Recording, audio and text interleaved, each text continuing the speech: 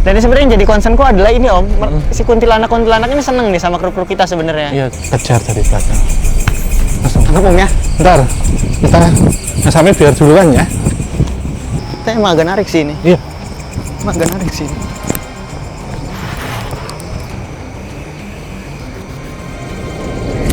Astagfirullahaladzim. Jadi sebenarnya sejak lama ya, bahkan sebelum jalur rel kereta ini beliau ini asistensinya sudah ada di sini Mas Tommy. Dan tadi Baung pun juga sama. Jadi kalau kita lihat kubu hitam dengan kubu putih ini. Betul Om.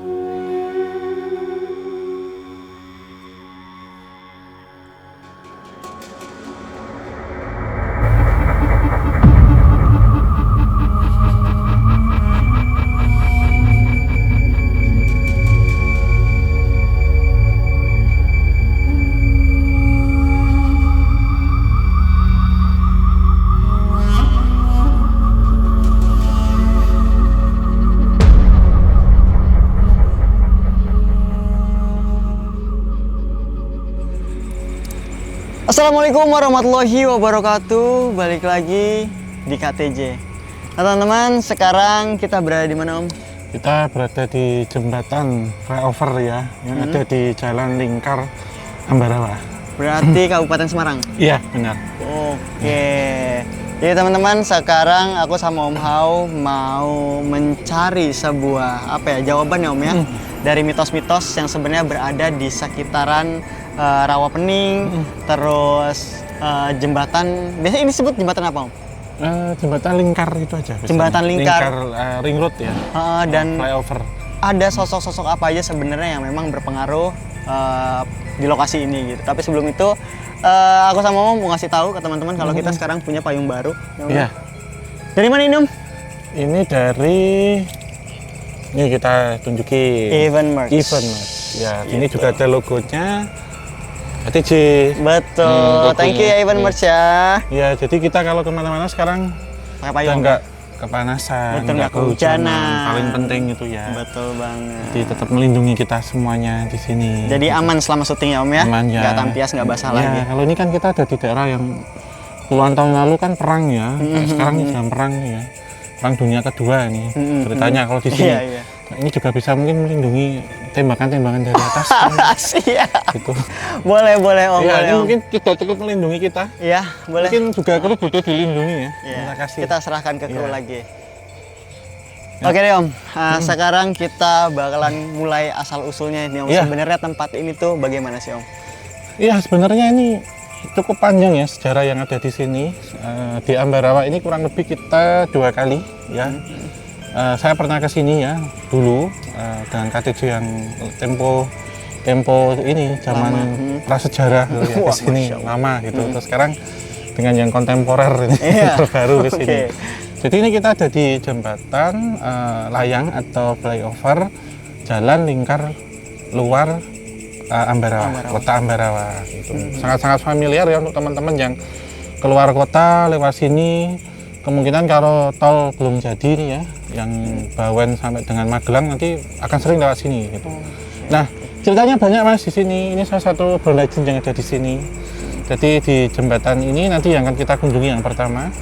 Kemudian kita akan mengunjungi di bawahnya ini. Jadi jembatan ini melintasi 2 areal di bawahnya. Yang pertama adalah sungai, yang satunya adalah jalan kereta api. Nah, jalan kereta api ini adalah jalur kereta tertua boleh dibilang di Indonesia. Salah satunya. Gitu, yaitu menghubungkan antara stasiun Ambarawa dengan stasiun Tuntang sampai stasiun Kedung Jati yang menyatu dengan jalur antara Solo dengan Semarang yang legendaris juga. Dan ini dibuka tahun 1873. Jadi salah satu yang tua gitu ya. Terus nanti kita juga akan mendekati sana di tepian Rawapening ya.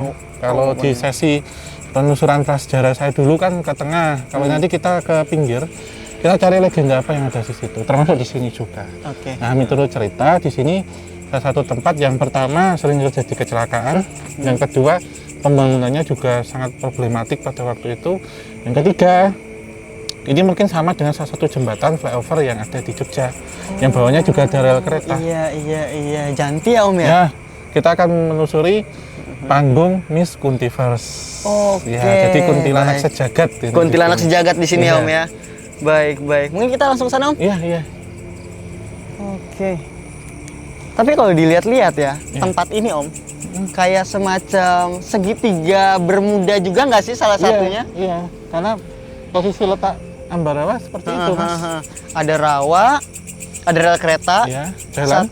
satunya lagi benteng ya, deket Ya, sini kan? bisa dibilang gitu. Dan ini juga ada kaitannya ya, nanti kita akan coba cari ya. Dan ini kita ada di daerah yang memang kalau boleh dibilang itu segitiga ini ya, bermuda tadi. Iya, Kalau kita sebut kayak segitiga simetris Betul. secara energi spiritual. Iya betul. Karena kota Ambarawa ini kalau kita lihat kayak tapal kuda, Mas Ami. Jadi ada antara Semarang, Magelang, Solo itu menjadi satu dan menghubungkan ke Jogja. Sini mungkin Om ya? Iya, mungkin Energinya agak-agak gimana ya, gitu Mas ya? Ami tarik dulu coba ke sana. Kok apa Iya. gitu ini?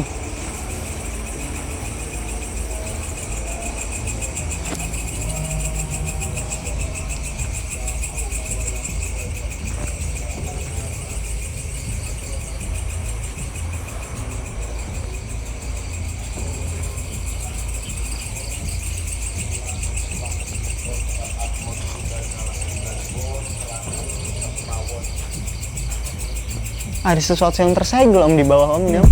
Kita mungkin ke sini Mas Ami. Heeh. Ada tarikan. Mas Ami kalau saya lepas terus lari-lari aja. Iya.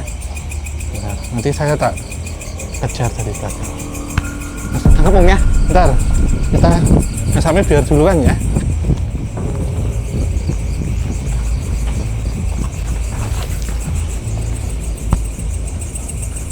Saya ikut sana. Nanti dulu. Ya, jadi ini kita pertama tentu harus bertemu ya atau mengunjungi dengan sesepuh setempat atau leluhur atau karuhun yang ada di sini.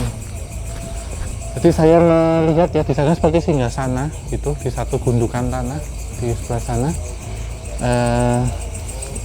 Satu sosok yang sepuh memang ketika tempat ini tuh dulunya masih tergenang air dan rawa.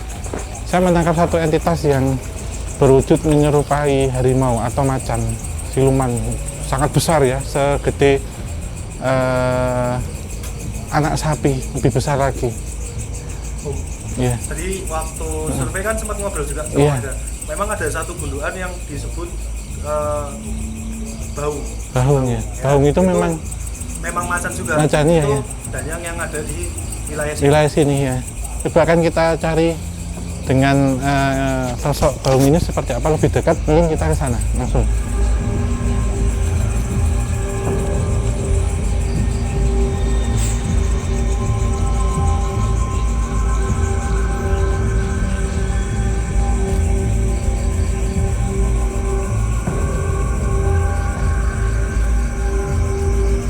Mana Mas Ami? Sini Om. Ya.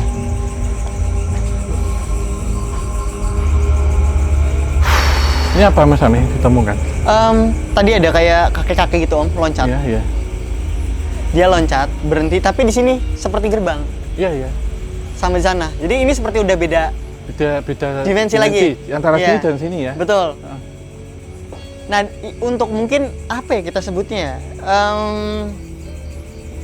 Semacam pusat itu sebenarnya ada di tengah-tengah sini Om. Iya. Cuma memang batasnya di sini. Di garis ini. Ini batasnya. Dan nggak tahu ya kakek-kakek itu si pahanya agak besar Om. Aku lihatnya. Jadi kayak misalkan kayak seorang petani biasa yang pakai baju lusuh, celana pendek gitu ya. Cuman kakinya besar, mulutnya lebar. Oh iya, iya. Saya sebenarnya familiar dengan entitas ini ya. Apa Nanti itu? akan kita bahas di terakhir. Itu kalau nggak salah itu Mbak Keong. Itu yang dari rawa. Oke, jadi emang begitu terpusat ya, Iya, iya. membentuk sebuah segitiga dan energi yang terkumpul di sini. Selain itu Om, ketika memang tadi aku mengejar sosok-sosok yang Om Hao minta kejar itu, Iya, iya. ya selain kakek-kakek tadi, terus perempuan Om. Iya. Memang banyak banget energi-energi feminim yang awalnya bentuknya kecil, terus ketika memang didekati itu dia berubah wujud, itu menjadi perempuan-perempuan, dibilang cantik juga sih sebenarnya. Iya. Tapi kita bisa lihat warna-warni lah Bajunya. bajunya, Iya, iya. rambutnya juga Om. Iya. Ada yang hitam. Hitam, ada yang pirang, blondi, ya. blondi, betul. Apa ya ini disebut kuntilanak? Kuntilanak bukan sih Om sebenarnya Om? Betul ya, kita sebutnya itu entitas menyerupai kuntilanak ya. Dan di tempat ini, menurut orang yang lewat sini ya, saya dulu dengar cerita dari seorang sopir travel ya, ketika lewat sini lepas malam jam 12 malam, melihat ini tuh kayak pasar tumpah mas di atas itu. Jadi kanan kiri kayak sunmore itu loh, Sunday morning. Sunday itu. morning ride. Ya. Pada nyebrang-nyebrang itu bajunya berwarna-warni, disinyalir itu adalah kuntilanak, tapi beraneka ragam pakaian. Ini juga pernah kita tulis di buku juga, buku pertama yang kedua itu pernah kita tulis, dan di sini juga ada semacam kontes kecantikan kuntilanak sejagat atau Miss Kuntiverse kita Miss Kuntiverse ya. di mana entitas yang menggunakan gaun berwarna hitam itu yang paling tinggi, dan ini juga terkoneksi dengan jembatan yang di Jogja dan juga pusatnya di Kalimantan atau di Pontianak sana. Gitu, kuntilanak hitam. Nah, yang lain-lainnya ini macam-macam mas, memang wajah-wajahnya tuh macam-macam dari aneka ragam ras. Ada yang Oriental, ada yang Europe ya atau Western, ada yang Arabik, kemudian ada yang mix ya, Indo, itu ada yang lokal juga, itu campur-campur. Kalau ini saya duga memang berkaitan dengan ini ya, keberadaan dari bentengnya yang waktu itu terjadi pada masa pendudukan militer Jepang, di mana banyak sekali Yugun Ianfu yang meninggal di sana. Innalillahi. Dan Yugun Ianfu itu berasal dari aneka ragam ras ya. ras, dari bermacam-macam negara juga. Ada yang dari Korea, dari Tiongkok, dari Taiwan, ada yang dari sekitar sini, ada yang Indo, ada yang Eropa, itu di bawah sini semua. Jadi kalau kita sebut banyak sekali energi-energinya, atau kalau gampangnya gini ya, korin atau arwahnya itu yang ditunggangi oleh entitas lain, kemudian menyelinap ke sini gitu. Dan memang didominasi dengan kuntilanak merah Mas Ami, karena mereka menyimpan dendam gitu. Tapi memang ada yang kuning, ada yang hijau, ada yang ungu, Betul. yang pink ada juga, kuning gitu. Kayak kalau Hanya putih. mungkin kalau dilihat tuh seperti teman-teman kalau misalnya beli permen warna-warni ya, bentukannya bulat-bulat. Nah, warna-warni seperti itu Om. Iya, Namun ketika dideketin, itu langsung berubah bentuk. Iya. Jadi perempuan-perempuan itu gitu loh. Iya. Dan apa ya? Kalau melihat dari koneksinya ya Om ya, mungkin antara benteng dan tempat ini, aku rasa energi alami Om. Jadi Iya, emang memang tertarik di sini tuh ada sebuah kumpulan energi bumi ya Om ya mungkin ya. Energi bumi alami yang emang bisa mereka konsumsi secara spiritual gitu loh. Iya, dan mungkin energi titiknya, pancarnya di mana ya? Akan kita cari sekarang. Betul. Karena kita akan menemukan jawaban yang lebih dalam lagi.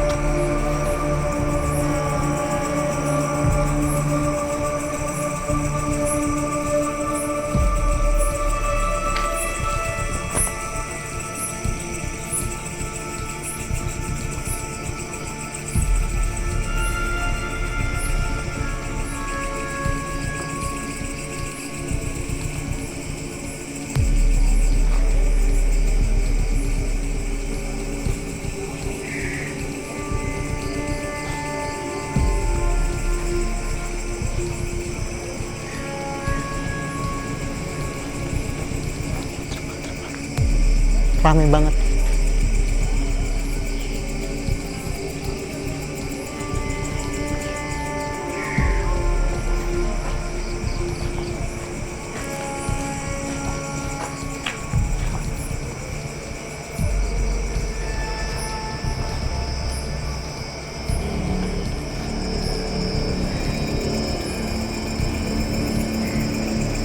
ini mungkin Mas Ami. Iya Om.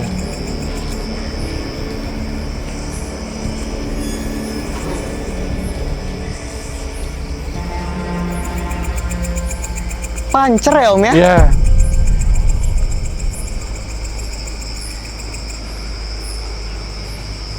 Oke. Menarik.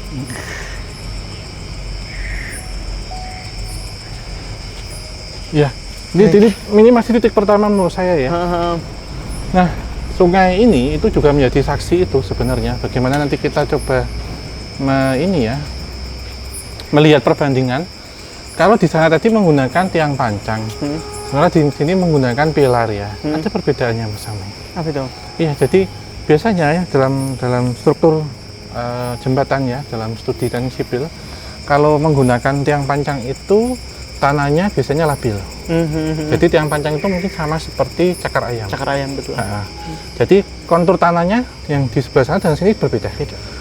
Lebih stabil di sini, walaupun itu pinggir sungai.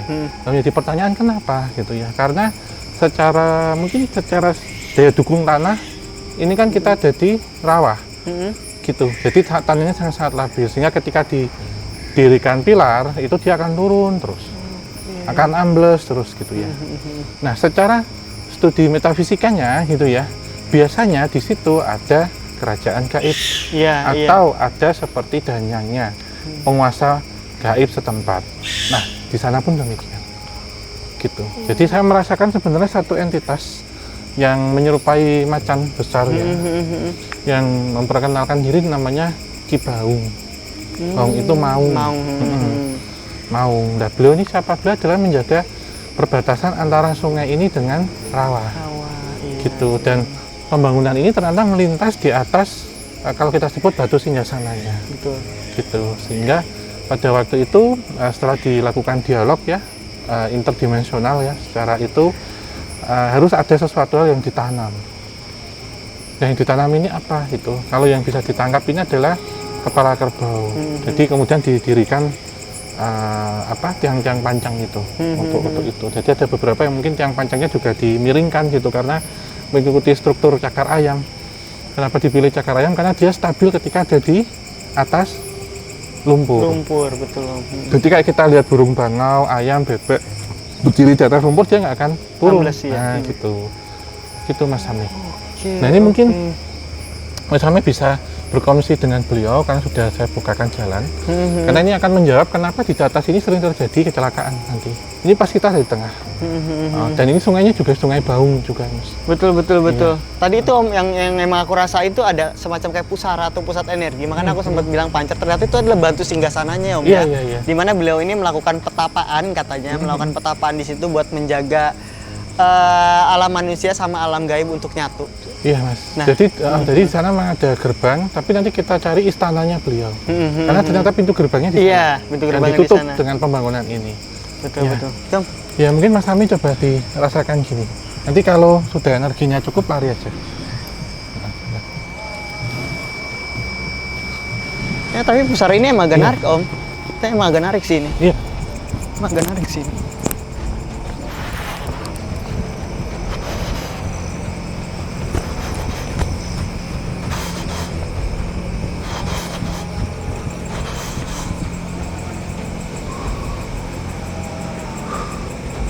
Ini udah ada rel Om. Ini bukan sih?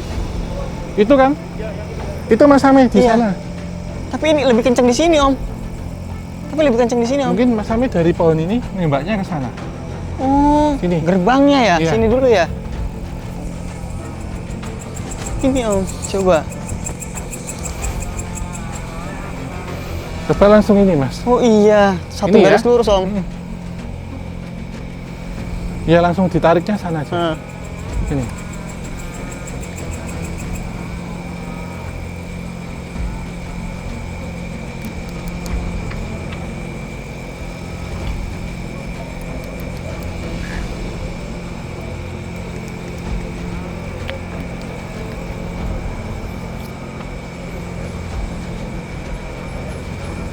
Benar Mas Ami. Oke Om, dapat Om. Kita agak sini. Kita antara garis sungai sama gundukan.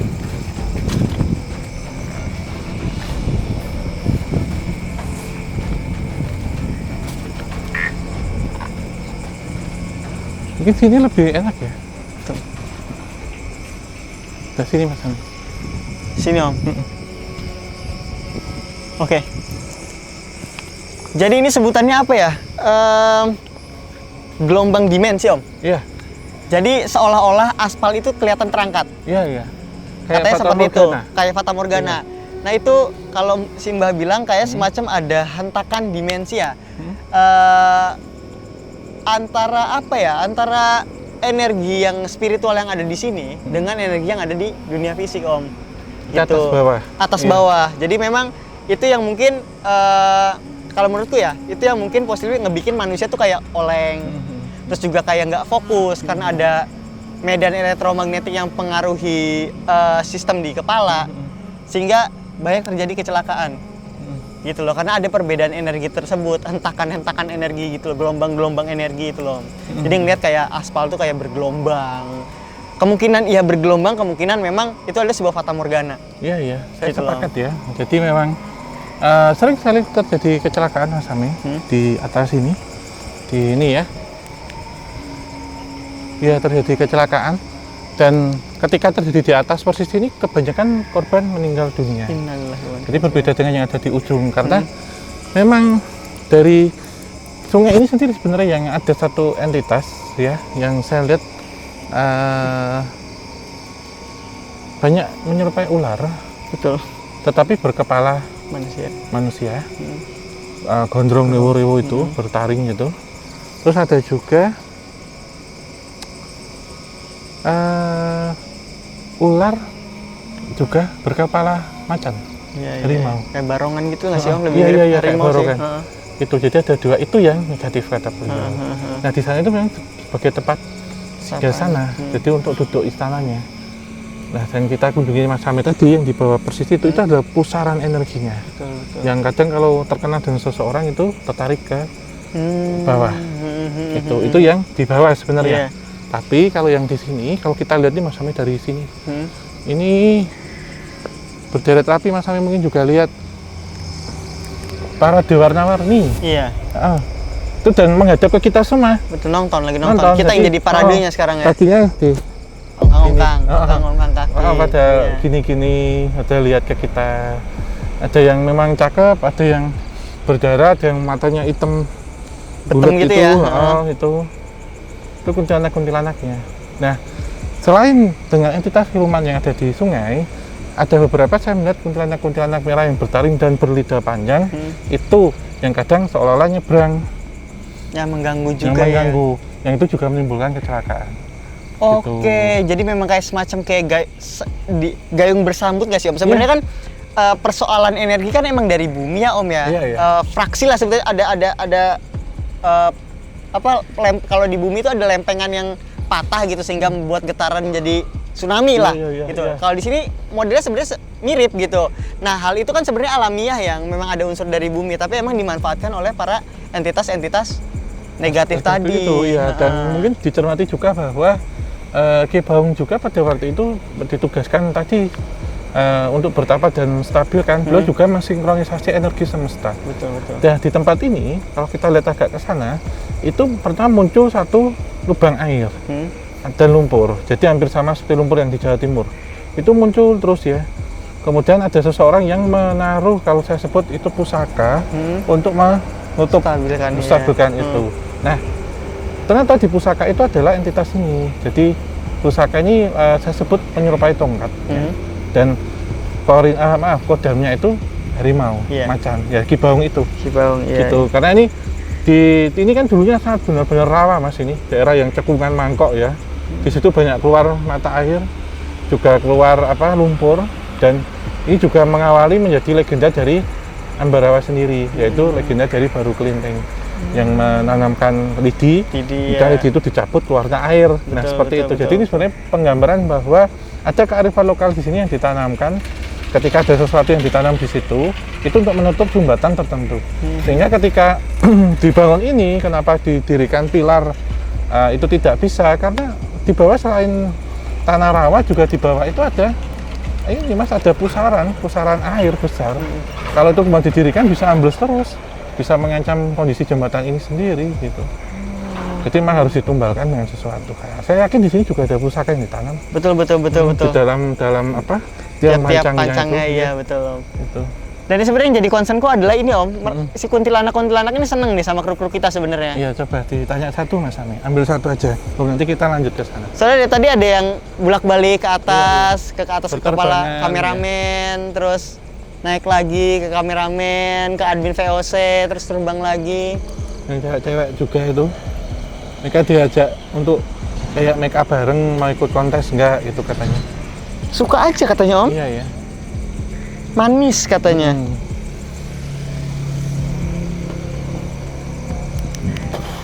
Aku suka yang ini katanya. Nih, suka yang ini. Suka yang ini. Dari banyak itu suka yang ini, dari yang kuning, yang biru, itu lebih banyak suka yang ini. Manis katanya. Manis. Cocok buat berbuka puasa. Dengan yang di air Mas Ami, coba yang ini Mas Ami.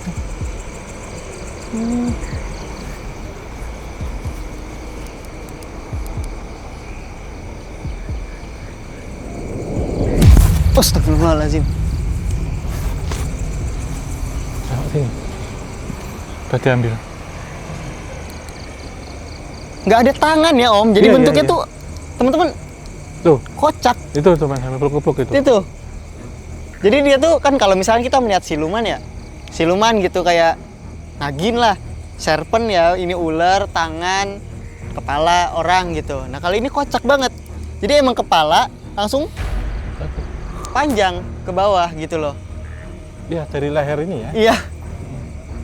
Bingung dia makannya. Ya itu ya. Nah, Ternyata ini salah satu juga yang disebut dengan buto ijo Mas Ami. Ular-ular berkepala manusia ini. dengan kulit sisik hijau itu ya. Iya. Kenapa sering minta tumbal? Saya juga melihat begini. Banyak orang yang tuh ada yang lakson kan lewat Iya. sini. Saya melihat orang yang lewat sini ngebuangnya itu di sini biasanya. Ngebuang ubur rampe dan Burampe sajen. dan sajen, betul. Di bawah tuh udah.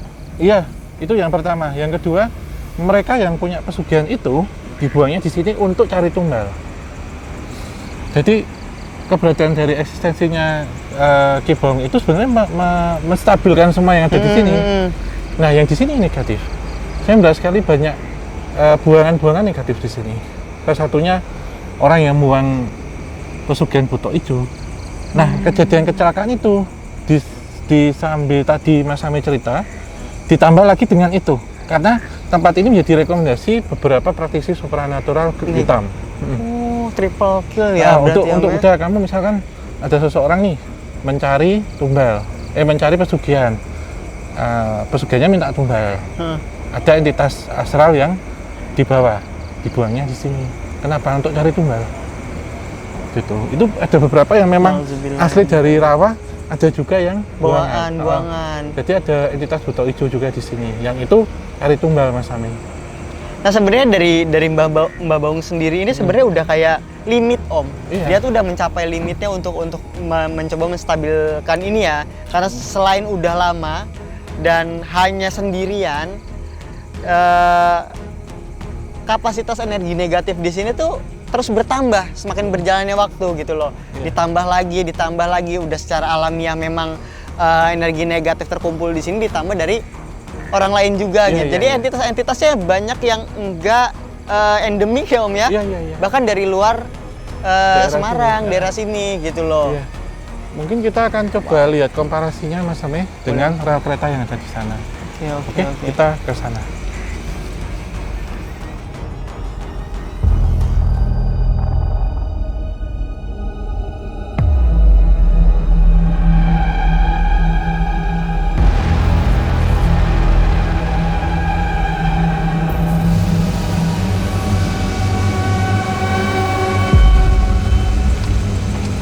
Oke Om, sekarang kita di salah satu rel tertua di Indonesia ya Om ya, rel kereta Salah satu api ya. yang tua. Ada cerita apa Om untung di sini Om? Iya, ini kita di sini dulu ya. Ini jembatannya. Ini disebutnya warga itu dengan nama Buk Bawong. Buk itu dari kata buh. Sebenarnya itu lengkung ya. Tapi jembatan itu oleh sebutan lokal disebut adalah Buk Bawong. Nah, sedikit cerita ya, jalur ini Mas Sami. Ini diresmikannya itu tahun 1873. Jadi sudah cukup lama ya. Jadi satu rangkaian dengan jalur kereta api Semarang Forstenlanden atau Semarang ke Jogja dan Solo gitu ya. Nah, tapi dalam konsesinya pada waktu itu minta untuk dibuatkan percabangan ke Willem I atau Willem I. Itu penyebutan lain dari Ambarawa. Nah, kenapa harus jalur kereta itu sampai ke Willem I atau ke Ambarawa? Karena di Ambarawa ini ada tangsi militer, ada garnison, yaitu Fort Willem I atau benteng pendem Ambarawa. Gitu. Nah, pembangunannya ini selain untuk mengakomodasi keperluan logistik, juga untuk keperluan militer. Nah, untuk benteng Willem kan sudah kita telusuri ya. Jadi ini kita membahas tentang aspek-aspek infrastruktur pendukungnya. Salah satunya jalur kereta api ini, Mas Ami. Nah, jalur ini dibangun oleh NIS. Masih ingat nggak NIS apa? Iya. Netherlands, Indies, Spoorweg Maskapai. Maskapai, ya benar itu. Jadi dibangun oleh NIS pada waktu itu, Mas Ami. Pinter Mas Ami. Bahas kolonial ini. Lulus ya? Ya, lulus ya. Gitu. Nah, karena ini jalur tua tentunya juga menyimpan cerita-cerita banyak ya. Selain cerita tentang folklornya, tentang mistisnya, juga tentang sejarahnya apa gitu. Nah, ini mungkin kita akan ke sana. Sebelumnya saya pernah menelusuri sampai tengah rawa. Ini kita akan coba di tepiannya. Nanti kita akan coba melihat perbandingannya antara Ki Baung dengan Mbah Keong ini. Mbah Keong. Iya. Oh, yang tadi itu Om ya? Iya. Tapi emang kalau dirasa dari resonansinya sih agak berat Om ya. Tekanannya nih kayak memang saling beradu gitu, maju mundur gitu loh Om. Iya, iya. Naik turun ya? Naik turun, betul Om. Berarti ini udah nggak dipakai sama kereta normal? Enggak, masih dipakai Masih? untuk kereta wisata. Masih Kereta reguler, wisata? iya. Oh, oke. Berarti naik dari stasiun Ambarawa, Ambarawa itu sampai stasiun Tuntang. sampai stasiun Tuntang. Iya. Untuk kebutuhan wisata. Ya, Om ya? Wisata, ya. Heritage Trail.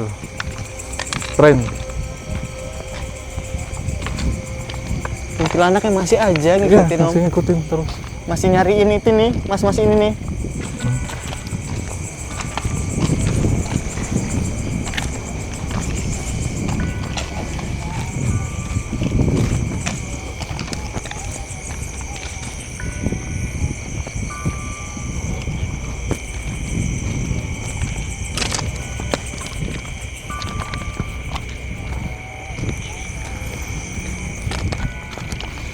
Ini Mas Hamid bisa ngambil ini Mas, di tiang telepon telegraf ini tadi.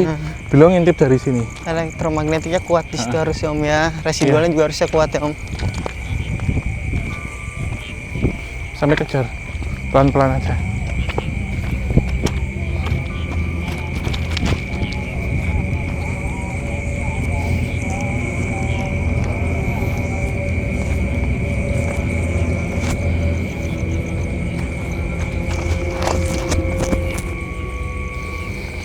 Karena ini sebenarnya masih bagian dari rawa Mas Ami, zaman dulunya. Sebentar ya, saya lihat di bawah ini dulu.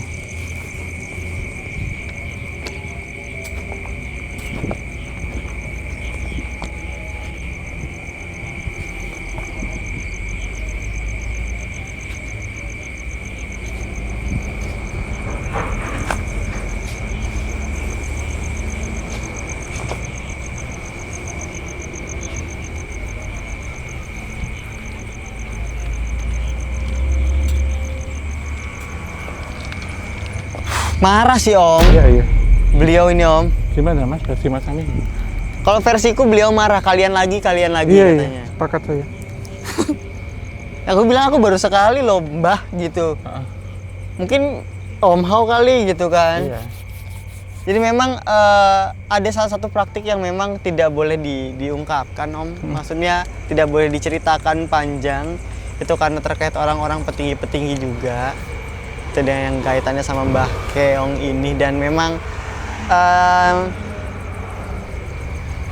udah ngomongnya gimana ya enak ya. Memang ada suatu kepentingan yang dipelihara di sini gitu teman-teman. Mungkin ini Mas Ami, kita dekat sama rel, karena ini kan logam ya, unsur logam biar listriknya cepat Berat biar nggak berat-berat banget ya. Iya. Duduk sini nggak apa-apa. Oh. Sampai sini coba. Kita ambil logamnya. Ambil logamnya, Mas.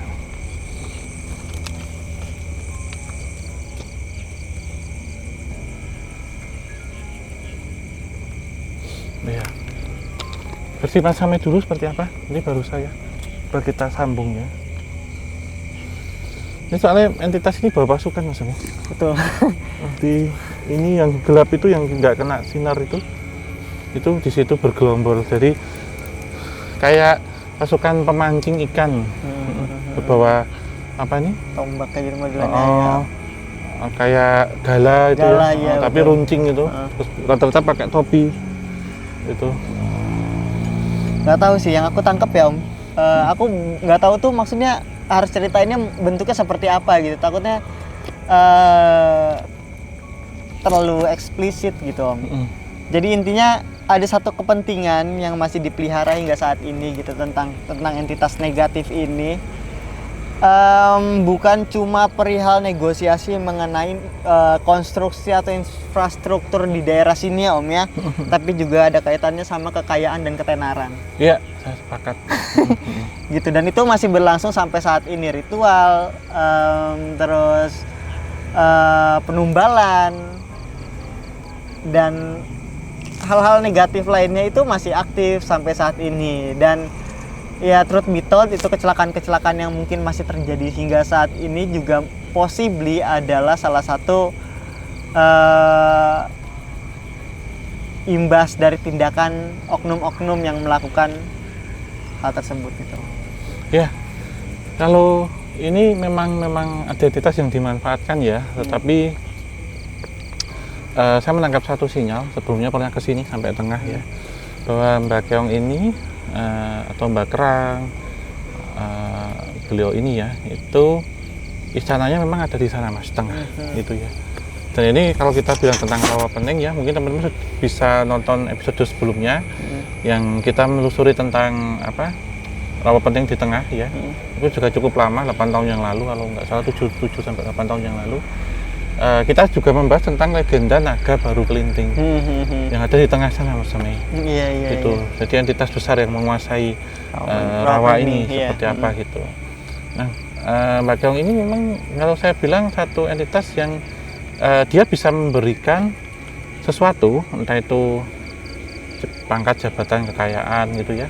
Tapi orang itu memang harus menyerahkan satu sesaji, gitu. Dimana ada beberapa kejadian-kejadian yang berkaitan dengan tenggelamnya orang-orang yang sering di sini, gitu. Kebanyakan anak-anak kecil, gitu. Anak kecil yang mungkin nyari ikan, mancing, belut, itu ya. belut, apa hewan-hewan air lah, dipanggil biasanya untuk datang, gitu, untuk datang mendekat. Kemudian seolah-olah air itu dangkal dan nanti akan ditawarkan ikan ataupun kerang yang lebih banyak lagi. Nah itu diajak ke tengah. Nah, biasanya ditenggelamkan. Jadi ketika diajak baru separuh, kepalanya langsung dibenami gitu. Nah biasanya mereka ketemu di hari ke-7 ke atas Mas. Setelah mungkin dilakukan ritual juga untuk pemanggilan itu. Jadi sebenarnya sejak lama ya, bahkan sebelum jalur rel kereta ini beliau ini eksistensinya sudah ada di sini Mas Samai. Dan tadi Baung pun juga sama. Jadi kalau kita lihat kubu hitam dengan kubu putih ini, Betul Om. di mana banyak orang juga mengkaitkan jembatan ini karena ulah dari Mbak Baung sendiri gitu. Padahal tadi kita lihat beberapa ya. Sementara kalau kejadian tenggelam itu memang dikaitkan dengan Mbak Keong gitu. Jadi Mbak Keong versus Mbak Macan sebenarnya gitu ya, antara dua kubu ini. Dimana memang memiliki teritori sendiri, tetapi mereka karena dianggap sebagai entitas astral, kalau ada apa-apa dihubungkan. Yang satu hanya menjadi penunggu saja, hanya menjadi yang menstabilkan lokasi saja. Sementara yang ini, kenapa melakukan itu? Karena memang ada yang memuja itu. Betul Om. Gitu. Jadi memang yang di sini sebenarnya menstabilkan jangan sampai itu terjadi, dan di sana malah memancing itu biar terjadi. Jadi sebenarnya ada satu konflik cross gitu. Dan ketika kita masuk ke sana bukan area dari Mbah Baung lagi katanya.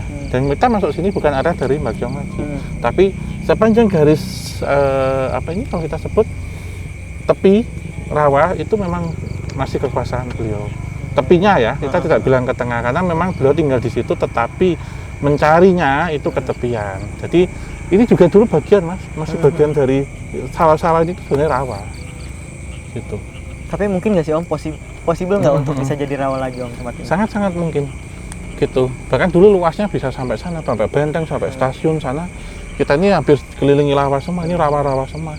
Karena dari pembentukan purba yang cukup lama gitu ya. Gitu. Oke.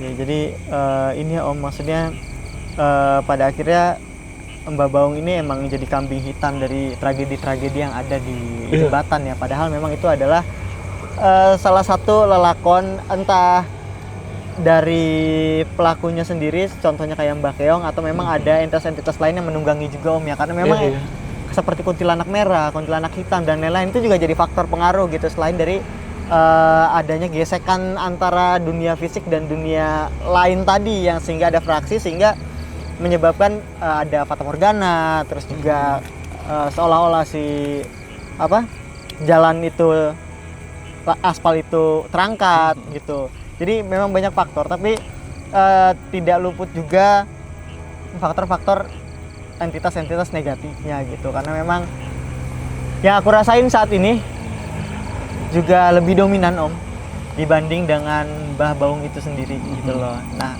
pertanyaanku selanjutnya, jika ada orang jahat atau memang ada satu oknum yang pada akhirnya mencabut pusaka atau mengambil Mbah Baung itu sendiri dari tempat ini, apa yang akan terjadi Om? Ya, pertama jembatannya bisa runtuh Mas Tami.